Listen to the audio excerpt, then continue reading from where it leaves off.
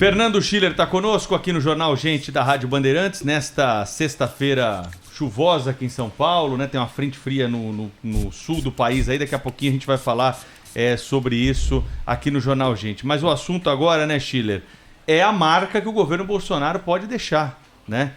A reforma, a gente sabe, não rende votos, mas deixa um legado. Então, essa reforma administrativa, e nós perguntamos agora há pouco para o deputado Ricardo Barros, né, se o governo vai mandar ou não a reforma administrativa, né? Ele disse que tem uma reforma pronta, mas não sabe quando vai mandar, vai depender do presidente da República. E uma reforma que não mexe com o funcionário que já está contratado hoje, né, Pedro? Exatamente. Schiller, e aí, qual que é a sua expectativa aí para essas mudanças depois dessa lição que foi dada pela Câmara no Senado Federal no quesito responsabilidade fiscal? Tudo bem, Pedro? Tudo bem, Thaís? Nossos ouvintes? Olha, o Pedro fez a pergunta. Pergunta numa sexta-feira quase foi uma sacanagem com o deputado Ricardo Barros, Pedro, aqui te cumprimentando como jornalista e a Thaís também, porque realmente ali é a pergunta difícil, né? O governo não tem uma definição política sobre o envio da reforma administrativa para a Câmara. E aí vamos deixar claro, a proposta tecnicamente está pronta desde o final do ano passado.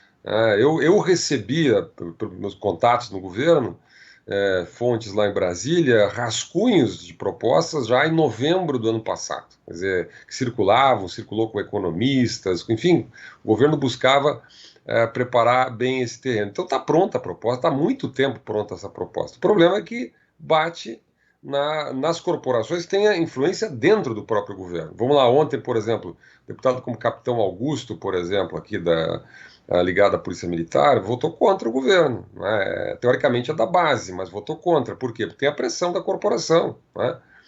Então, o Major Olímpio, senador por São Paulo, aliado de primeira hora do presidente Bolsonaro, se elegeu quase 100% aí no Senado em cima do presidente Bolsonaro, mas votou contra, comemorou nas redes sociais.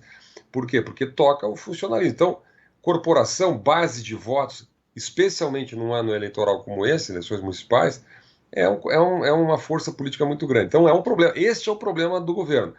O deputado Ricardo Barros, ele fez um malabarismo ali, ele disse, olha, a gente talvez mande depois da reforma tributária. Ora, então vai mandar em 2030, né? Porque a reforma tributária no Brasil é difícil você imaginar, nós estamos no final do ano que vem é um ano pré-eleitoral, não há o menor consenso sobre o que fazer com a reforma tributária. Exagerei no 2030 aqui, mas talvez não. Então, na minha visão, deveria ser o contrário, Pedro e Thaís, que você manda primeiro uma reforma administrativa, quer dizer, você de alguma maneira encaminha, não resolve, mas encaminha uma solução mais estrutural para o tamanho do Estado, para o custo do Estado, não é? E aí você pensa nas fontes, porque nós estamos discutindo, a gente está discutindo o custo da casa sem saber o tamanho da casa. Né? Isso, digamos assim, já é um certo consenso em muitas discussões que faz, que essa ordem está invertida. Ontem o que aconteceu? Quer dizer, o governo realmente ele obteve uma vitória, houve uma reversão, vamos deixar claro, na opinião pública. O editorial do Grupo Bandeirantes, para mim, é um exemplo disso, quer dizer, muitos setores da sociedade, imprensa, mídia, redes sociais, reagiu, quer dizer, entidades empresariais, enfim, de uma maneira geral, houve uma reação contra aquela decisão do Senado. Né? Num ano, os argumentos são tão fortes que nem vale a pena tocar. Você tem 15, 16 milhões de pessoas que ou perderam emprego, ou suspenderam contratos, ou, enfim, perderam os trabalhadores informais, nem se fala. E aí você não tem nenhuma contribuição do lado do setor público. Né? Eu diria até que esta configuração, digamos assim, essa dicotomia entre o trabalhador do setor privado e o trabalhador do setor público, aqui sem nenhum tipo de crítica a nenhum dos dois lados, mas vamos lá, é apenas uma situação de fato criada pela pandemia, é que está dando força à reforma administrativa, né, que está dando esse argumento. Aí você teve o deputado Ricardo Barros mostrou força, mostrou capacidade de articulação, você teve um gesto, na minha opinião, assim, muito significativo, quando o presidente Rodrigo Maia ele desce, vai à tribuna, assume a posição de líder, né, real do processo, do seu partido, orienta voto. Ontem, basicamente, pegando a lista de votação, apenas os partidos de esquerda ficaram do lado dos aumentos ali, dos reajustes. né? Então, quer dizer, ficou uma base, alguns deputados dissidentes. Então, hoje o governo sabe que potencialmente, teoricamente, tem lá os 316 votos que, em tese, podem fazer avançar um projeto como a reforma administrativa, ou algo nesta linha. Né?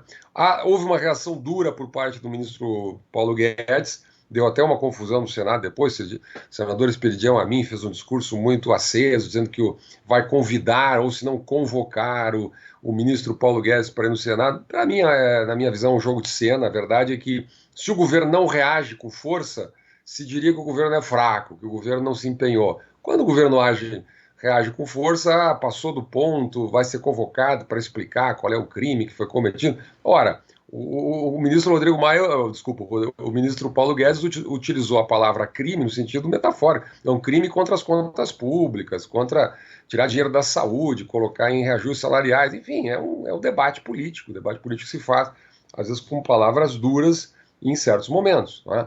Mas, enfim, o fato é que essa votação de ontem foi uma virada, ou seja, o país que até agora só se preocupava com gasto, ou seja, como investir, como conter os efeitos da pandemia, agora começa a pensar de onde é que vai sair o dinheiro. Nós vamos sair com mais de 12% do PIB de déficit aí das contas públicas, essa conta vai ser paga pela próxima geração.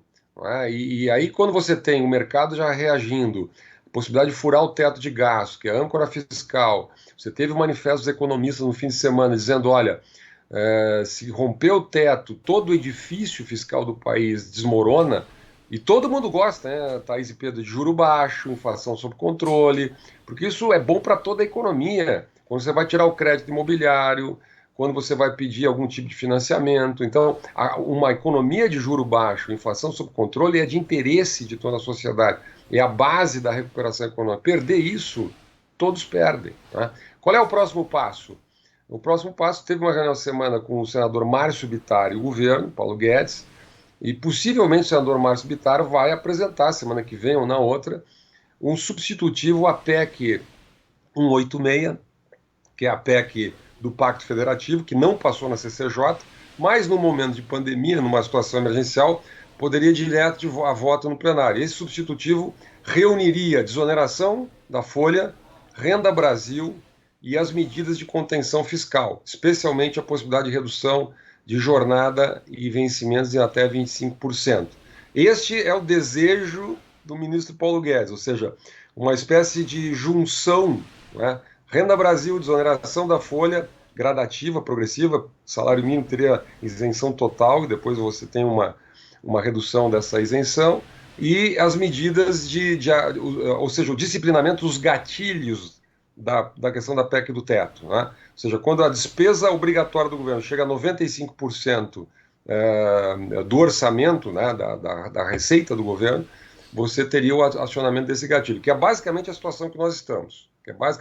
Eu acho muito ousado para um final de ano como esse, para um ano curto como esse, mas certamente nós vamos ouvir falar disso. O senador Márcio Bittar deve apresentar esse substitutivo, que viria no lugar, na verdade, de uma reforma administrativa, que eu acho muito difícil que o governo mande ainda esse ano. Fernando Schiller, cientista político, nosso colunista aqui na Rádio Bandeirantes. Obrigada, viu, Schiller? Abrindo aí também olhando para frente, né, e indicando para o nosso ouvinte o que está por vir. Obrigada, bom fim de semana, um beijo para você. Bom fim de semana, beijo para vocês.